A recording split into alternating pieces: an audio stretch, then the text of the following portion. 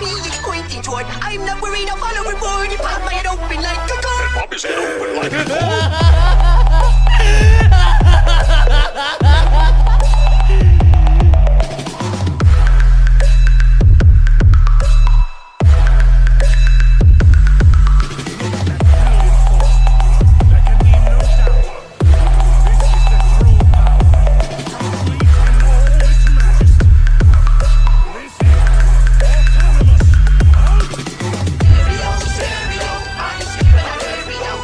इस एपिसोड की स्टार्टिंग में हम देखते हैं लॉर्ड ज़ाल्मा को। लॉर्ड ज़ाल्मा गोकू से कहते हैं तुम दूसरे सैन हो जिससे मैं इस ट्रांसफॉर्मेशन में मिला हूँ। गोकू लॉर्ड ज़ाल्मा को देखकर काफ़ी ज़्यादा शॉक होता है। गोकू पूछता है आखिर आप कौन है और आप भी ज़ेनो और ग्रैंड प्रिस्ट इनके जितने ही पावरफुल हो। लॉर्ड ज़ाल्मा गोकू से कहते ही मैं ही हूँ जिसने इन सारे यूनिवर्सेस को क्रिएट किया है, मैं ही हूँ जिसने सुप्रीम काइस को क्रिएट किया है। और जैसे कि हर एक यूनिवर्स में एंजल, डिस्ट्रॉयर और काय होते हैं, मैं इस मल्टीवर्स का जनरेटर हूँ। ग्रैंड प्रिस्ट इस मल्टीवर्स के ऑपरेटर है और ज़ेनो इस मल्टीवर्स का डिस्ट्रॉयर है। मैं हूँ लॉर्ड ज़ालेमा।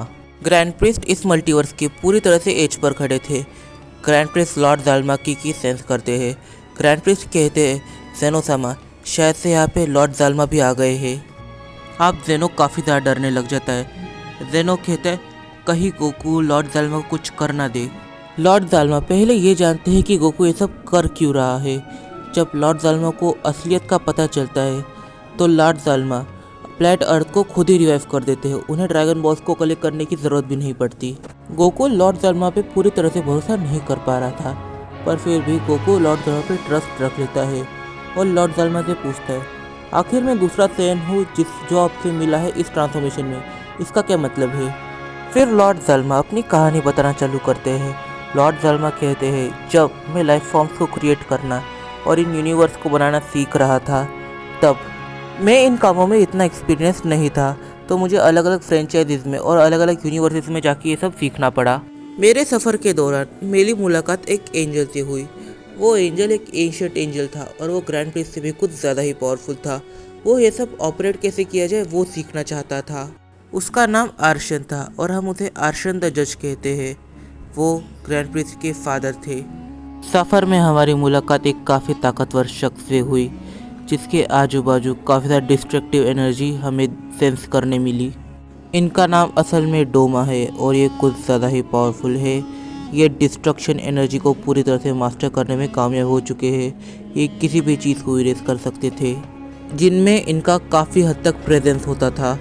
ये ज़ेनो के बायोलॉजिकल फादर है और ये काफ़ी ज़्यादा पावरफुल है। हम तीनों ही हमारे सफ़र पर निकल जाते हैं। हम लोग हमारे सफ़र में ये सोच रहे थे कि हम तीनों मिलकर एक नई फ्रेंचाइजी को क्रिएट कर सकते हैं, एक नए मल्टीवर्स को क्रिएट कर सकते हैं। इस सपने को लेकर हम लोग आगे बढ़ते जा रहे थे और हमारे रास्ते में एक ऐसा वॉरियर आया। हम उसके टेरिटरी में जैसे गए उसने हम पर अटैक किया।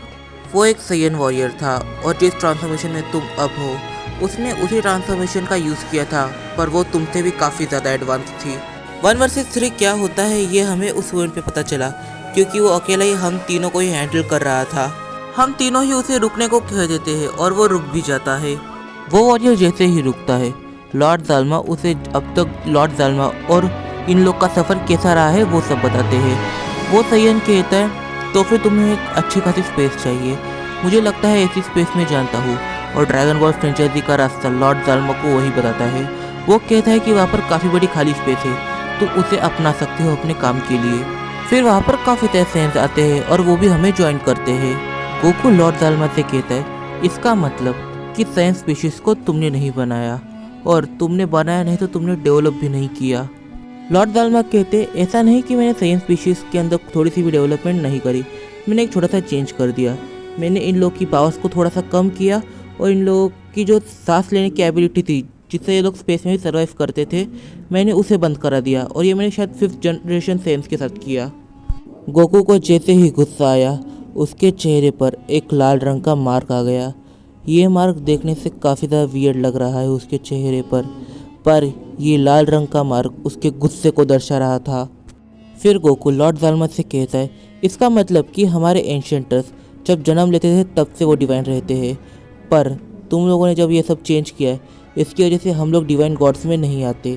पहले हमें डिवाइन पावर पहले ही मिल जाती थी जन्म लेते ही, पर अब हमें इन डिवाइन पावर्स को पाने के लिए ट्रेनिंग करनी पड़ती है और हमारी पोजीशंस तुम लोगों ने शायद गाइस को दे दी। शैडो पावर्स को पोजेस करता हुआ कोको वहाँ से निकल जाता है। कोको अपने मन में ही सोचता है हम सेंस के साथ इस मल्टीवर्स में काफ़ी सारी बुरी चीज़ें हो रही है, जैसे कि प्लैट वेजिटा डिस्ट्रॉय हो चुका है, प्लैट सलाला भी डिस्ट्रॉय होने ही वाला था। हम इनकी क्रिएशन नहीं है, हम इनके लेवल पर है, पर फिर भी इन्होंने हमें हमेशा नीचे ही रखा है। हम लोग गॉड्स की लिस्ट में आते हैं और इन लोगों ने हमें मॉर्टल लिस्ट में रखा है। हमें वैसे मॉर्टल रहने से कोई भी प्रॉब्लम नहीं है, पर इन लोगों ने वो जगह काइस को दी। यहाँ पे नेपोटिज्म हो रहा है। कोको जैसे ही अर्थ पर लैंड करता है, कोको अपनी एंटी मैटर पावर्स को यूज़ करने लग जाता है। कोको कहता है ये मल्टीवर्स वैसे हमारे रहने के लिए बिल्कुल भी ठीक नहीं है। कोको उस पूरे मल्टीवर्स को ही उल्टा पुल्टा करना चालू कर देता है। कोको ये सब जानबूझकर नहीं कर रहा था, बस कोको अपनी एंटी मैटर पावर को कंट्रोल नहीं कर पा रहा था। देखते देखते कोको पूरे मिल्की वे गैलेक्सी को ही पूरी तरह से मल्टीवर्स से बाहर लेके आ जाता है। वो यूनिवर्स 7 और इस मल्टीवर्स का पार्ट अभी नहीं है। गोकू जब लास्ट टाइम यूनिवर्स 7 में गया तो उसने वेजिटा से कोई भी मुलाकात नहीं करी। वो गया, उसने मिल्की वे गैलेक्सी को उठाया और आजू बाजू के कुछ प्लैनेट्स को उठाया और अपने मल्टीवर्स से बाहर लेके आ गया। इवन तो उसने वेजिटा को इन्फॉर्म भी नहीं किया, ना ही उसने ब्रोली के साथ मुलाकात करी। गोकू काफ़ी ज़्यादा गुस्से में था। जब गोकू वापस से अर्थ में जाता है, गोकू एक लाइन कहता है कि मुझे अपनी फैमिली से काफ़ी ज़्यादा प्यार है। गोकू काफ़ी ज़्यादा इमोशनल लग रहा था क्योंकि उसने काफ़ी लंबे टाइम से उसकी फैमिली को नहीं देखा। गोकू अर्थ में जाकर अपने लाइफ से वापस में लग जाता है। असल में गोकू जब अर्थ पर आता है वो देखता है कि किसी को कोई भी आइडिया नहीं है कि क्या हो रहा है। उनके लिए वहाँ से दिन वापस से चालू है जहाँ पर दिन ख़त्म हुआ था।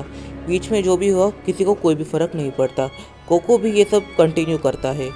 ये इस सीरीज़ का आखिरी एपिसोड था। आपको ये सीरीज़ कैसी लगी मुझे कमेंट बॉक्स में ज़रूर से बताना। अगर वीडियो पसंद है तो वीडियो को दे लाइक और चैनल को दे सब्सक्राइब, और इस वीडियो को अपने फ्रेंड के साथ शेयर भी कर देना और एक अच्छा सा कमेंट ताकि नेक्स्ट पार्ट जल्दी आ सके दूसरे सीरीज़ का।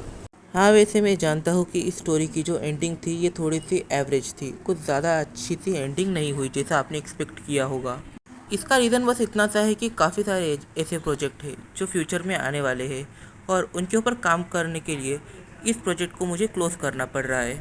वैसे इसकी अल्टरनेट एंडिंग भी मैं बनाने के बारे में सोच रहा था, पर अभी अल्टरनेट एंडिंग को मैंने नहीं क्रिएट किया है, तो फिर यही एंडिंग है। अगर आपको वीडियो पसंद आए तो वीडियो को दे लाइक और चैनल को दे सब्सक्राइब, और फ्यूचर में काफ़ी ज़्यादा क्रेजी वीडियो आने वाली है तो चैनल को सब्सक्राइब करना मत भूलना। और बेल आइकन को तुम लोगों ने प्रेस नहीं किया तो क्या ही फ़ायदा है भाई। जल्दी से बेल आइकन को प्रेस करो।